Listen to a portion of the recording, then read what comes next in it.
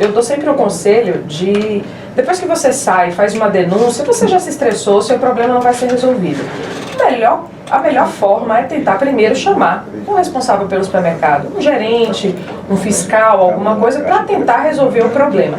Normalmente, os estabelecimentos têm uma postura razoável, têm uma postura resolutiva e procuram dar um melhor atendimento ao consumidor. Tem muitos consumidores, inclusive, que acham que tem, é o folclore que eu estava dizendo anteriormente, que acham que tem determinados direitos, que tem determinadas prerrogativas que não tem. Não cabe. E há um cuidado muito grande do estabelecimento, porque de qualquer forma é um cliente, normalmente, especialmente os supermercados de bairro, são supermercados em que aquela pessoa transita ali praticamente de forma diária.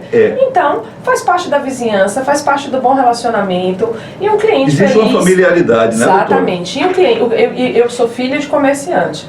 Meu pai sempre disse, o cliente tem sempre razão. É verdade. Mesmo que ele não tenha um afago, tenha uma forma melhor de resolver. Eu digo que existem formas e formas de se resolver exatamente a mesma coisa.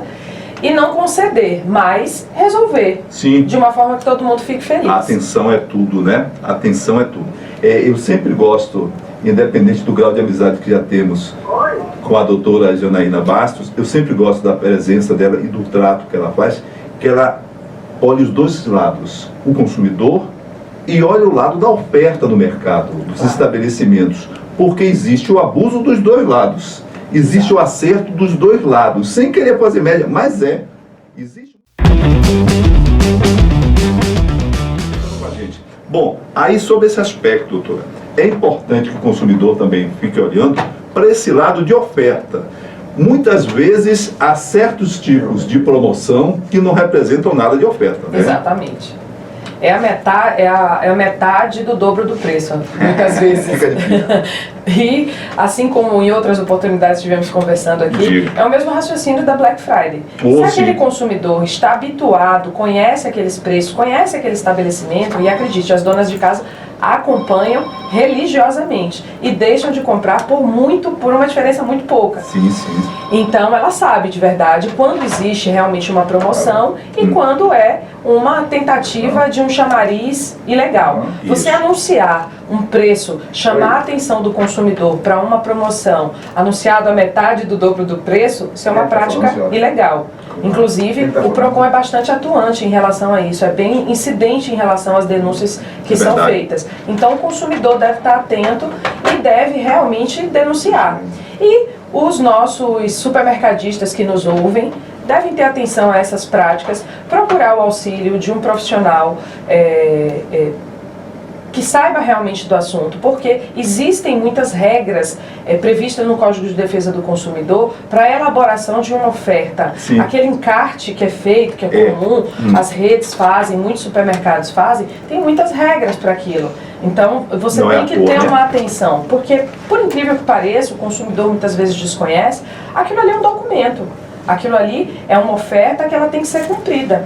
E uma vez oferecido, você tem que proporcionar ao consumidor exatamente aquilo que está sendo oferecido.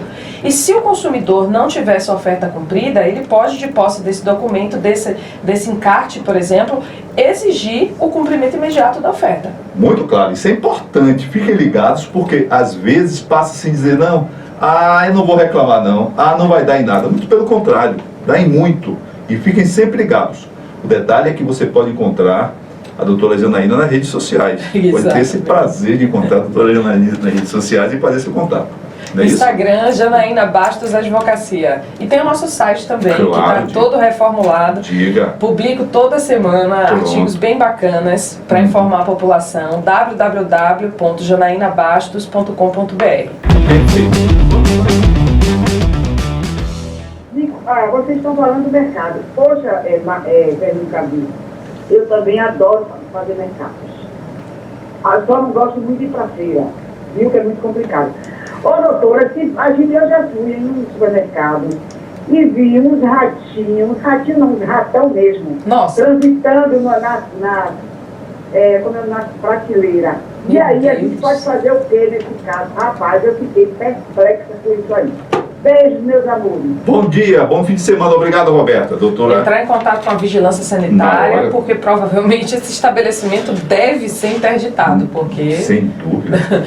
o fornecedor, ele tem, o supermercado, o estabelecimento comercial, ele tem o dever de manter, né, a higiene e de fazer desratinização, fazer dedetização. Tem que ser feito de forma constante, de forma periódica, de uma regularidade. Então, há determinadas linhas de dúvidas e linhas de pensamento, certas colocações em relação à própria atividade. Por exemplo, troca em supermercado. Notadamente de perecível, fica difícil, hein, doutora? Exatamente. Troca é um assunto muito recorrente na nossa prática diária. É impressionante como quase que semanalmente eu recebo consultas de comerciantes, de supermercadistas, perguntando, questionando se naquela situação precisam ou não realizar a troca. E o consumidor muitas vezes exige sem saber direito. Ali não consulta. Porque vamos combinar que consultar Código de Defesa do Consumidor é para técnico, não é para população, porque realmente muitas vezes não dá para entender muito bem o que está ali, não é uma linguagem muito clara. Sim. E isso é normal. Então, acho que devemos realmente informar. Troca, ela só precisa ser feita mediante um defeito, mediante um problema naquele produto, salvo se houver uma política no estabelecimento de troca que deve ser informada antes. Por exemplo, eu aceito trocar, não gostei, o consumidor foi e comprou um determinado produto e eu aceito trocar. Eu recomendo aos estabelecimentos que exponham essas regras para que o consumidor tenha acesso a elas de forma antecipada, para que ele pratique exatamente aquilo ali. Não crie uma regra ali na hora, não gostei da sua cara, não vou trocar não. Não pode. Se faz para um, tem que fazer para todo mundo. Claro. E assim, até mesmo nos casos de troca, por exemplo, tem muitos estabelecimentos que vendem produtos que que não são perecíveis, que não são consumíveis ali de forma rápida, que vendem roupas, que vendem panelas mais caras, que vendem eletroeletrônicos. Sim. Então, esses casos devem observar exatamente a mesma regra de todos os outros estabelecimentos. Nesses casos, especificamente, o consumidor muitas vezes acha que ele pode ir lá na loja, olha, comprei esse produto, está com defeito.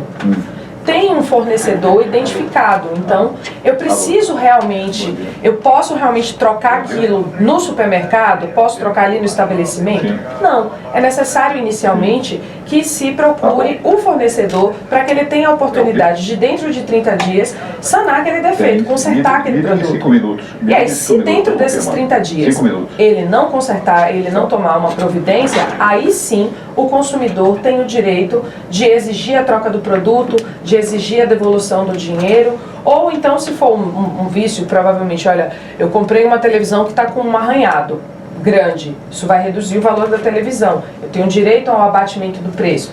E o importante é dizer que essa opção é do consumidor, não é da empresa, não é do fornecedor, é o consumidor passado esses 30 dias que opta. Salvo, por exemplo, naqueles produtos que são mais essenciais, como por exemplo uma geladeira. Comprei uma geladeira no supermercado, muito supermercado vende.